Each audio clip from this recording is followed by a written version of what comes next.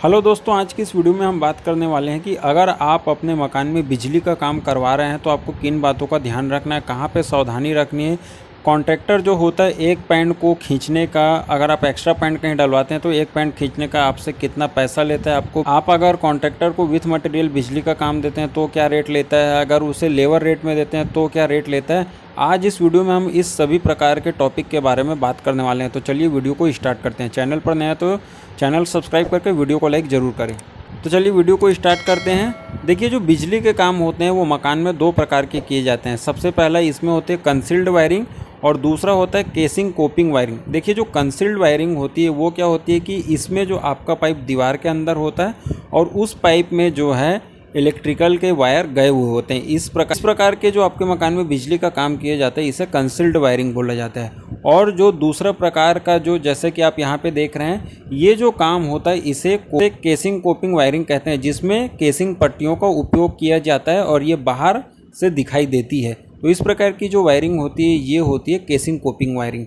अब देखिए, इसमें जो अगला पॉइंट आता है वो है कॉस्ट के अकॉर्डिंग। तो जब भी आप अपने मकान में बिजली का काम करवाते हैं तो किसी भी कॉन्ट्रैक्टर को काम देने के पहले आपको ये सुनिश्चित करना है कि कम से कम आप बिजली के 4 से 5 कॉन्ट्रैक्टर से मिले और उनसे अपने घर का कोटेशन ले लें कि इसमें सामान क्या लगने वाला है, वो लेबर रेट क्या लेगा, अगर आप विथ मटेरियल के उसको काम देते हैं तो वो क्या पैसे लेगा। जब आप 4 से 5 कॉन्ट्रैक्टर से मिल लेते हैं तो आप उनके रेट को कंपेयर कर लें और जो सबसे सस्ता आपको रेट बताता है आप उसे काम दें, क्योंकि जो बिजली के कॉन्ट्रैक्टर होते हैं उन सभी का रेट अलग अलग होता है। तो यहाँ पे अगर आप किसी एक कॉन्ट्रैक्टर से मिलते हैं तो आप पैसे ज़्यादा दे सकते हैं, लेकिन अगर आप 4-5 कॉन्ट्रैक्टर से कोटेशन लेते हैं तो आप यहाँ पे अच्छे खासे पैसे की बचत कर सकते हैं।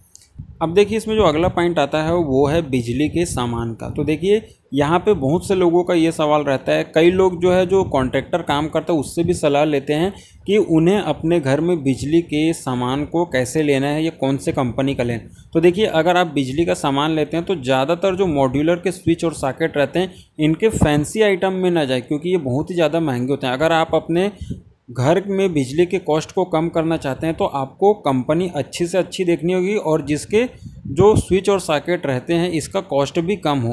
तो इसमें साथ में आपको जो अगर आप अच्छी कंपनी के लेना चाहते हैं तो पॉलीकैब है, एंकर है, इसके सामान आपको अच्छे से अच्छे और सस्ते दामों पर मिल जाती हैं। इसमें आपको एक चीज़ों का और ध्यान रखना है कि जो सामान आप लेते हैं वो फायर रेजिस्टेंट होने चाहिए, ISI मार्क वाले होने चाहिए और साथ ही लो मेंटेनेंस वाले होने चाहिए। यही सेम चीज़ आपको स्विच, सॉकेट और तार लेते समय इस बात का ध्यान रखना है। अब इसमें जो अगला पॉइंट आता है वो ये कि बहुत से लोगों का ये सवाल होता है कि अगर हम अपने मकान में बिजली का काम करा रहे हैं तो अगर कॉन्ट्रैक्टर से हम जो है एक पॉइंट को एक्स्ट्रा बढ़वाते हैं, यानी कि उसे एक पॉइंट एक्स्ट्रा डालने को बोलते हैं, तो वो कितना चार्ज करता है। तो देखिए, जो बिजली का कॉन्ट्रैक्टर होता है अगर आप उसे कहीं एक पॉइंट एक्स्ट्रा बढ़ाने को कहते हैं तो इसका जो लेबर रेट होता है वो 20 से 25 रुपये फिट का होता है।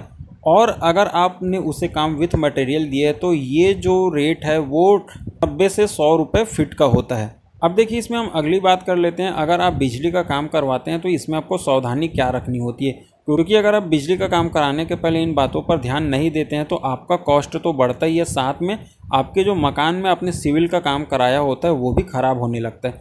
तो देखिए, सबसे पहली बात आपको क्या ध्यान में रखनी है कि जो भी हो आप जो बिजली के पाइपलाइन होते हैं उसे प्लास्टर के पहले डलवा लें। जैसा कि आप यहाँ पे देख रहे हैं कि इन्होंने क्या किया, प्लास्टर के बाद में जो बिजली के पाइप डलाए हैं, तो इससे होगा क्या कि जब इन पाइप को पैक किया जाएगा तो दीवार में भी क्रैक आने के चांसेस बढ़ जाते हैं और इससे प्लास्टर का जो लुक है वो थोड़ा सा ख़राब होने लगता है। दूसरा, इसमें आपको ध्यान में रखना है कि जो ज़रूरत के हिसाब से वो आपको बिजली के पॉइंट लेना है। आप एक ही बार में ये सुनिश्चित कर ले कि आपको कहाँ कहाँ पे स्विच और सॉकेट के पॉइंट चाहिए। अगर आप बार बार इन चीज़ों में हेर फेर बदल करते हैं तो इससे आपका कॉस्ट तो बढ़ता ही है, साथ में आपको परेशानी भी होती है।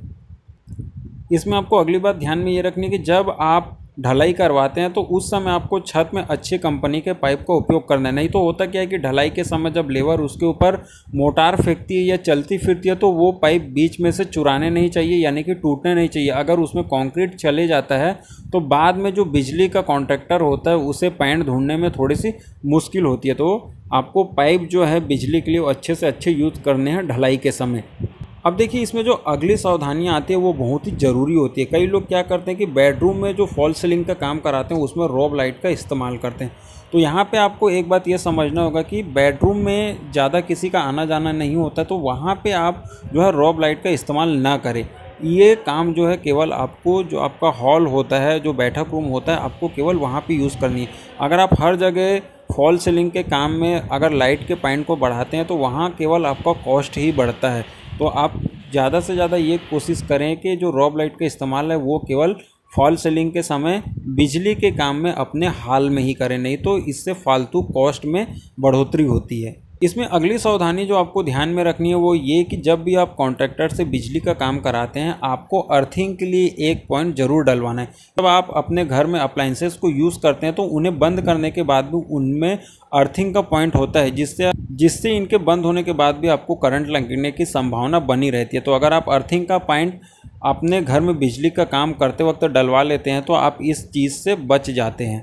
तो उम्मीद करते हैं वीडियो आपको पसंद आया होगा। चैनल पर नए तो चैनल को सब्सक्राइब करें, वीडियो को लाइक और शेयर करें। आज के लिए बस इतना ही, धन्यवाद।